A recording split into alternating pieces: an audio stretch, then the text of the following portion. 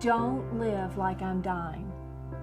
Those were Mother's final words to me, and they were truly the words that began this entire ministry. Once she said them, I realized I wasn't being my most authentic me.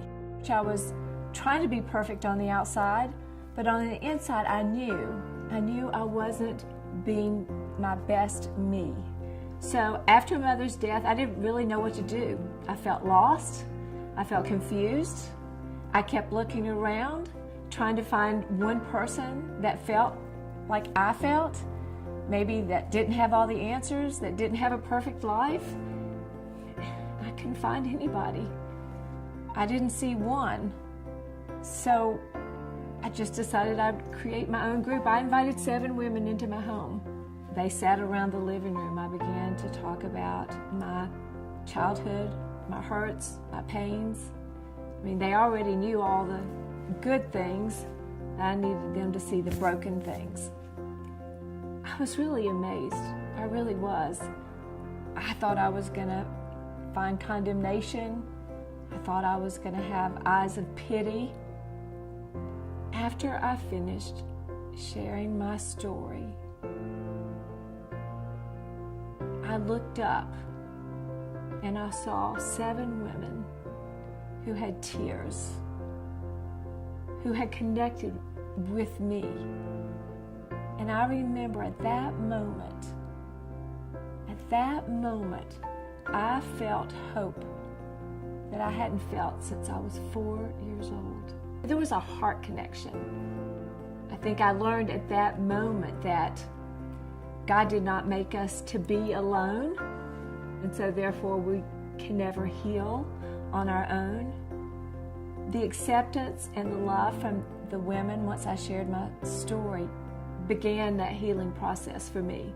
So looking back, I realized that morning, that was the beginning of the ministry. That was the first gathering of Roses and Rainbows. I began to realize there is nothing in your life that God can't use. At any point, at any time in our lives, at any moment, we can change the direction of our lives. It's stepping away from the lies and stepping into God's truth and understanding that God brings value to everything that we have walked through, everything that we have survived. What I really want women to understand is how much you matter, that God has made us matter. And so many times we get lost in the lies, we get lost in the hurts, we get lost in our pains, and we wonder, can we be forgiven? We're fearful to share our story. I want this ministry to be a place where we can come together, no matter where you are in life, what age you are, what denomination you are, and you can come and you share your story, your real story. Not the story that you think everyone wants to hear, or not the story that looks pretty and perfect and polished, but your story. Because if we can get beyond the pretty and the perfect and the polished, then we realize that we do have a story that matters, a story that has a purpose. We realize that our life has meaning, and we realize that the things that we have walked through mean something. And if we can find the courage, and it does take courage, but if we can find the courage to speak what we have gone through, what we've survived, then we realize there's no shame, that it's a service to all those around us. It's a gift to those around us. You see, we're being fooled. We're being fooled by the voices in our head that say, don't share, you'll never be accepted, no one will ever understand, when it's truly just the opposite.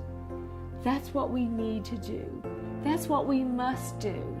If we're going to live the life that we look back and we go, I'm glad, I'm happy about my life, then we find our most authentic self.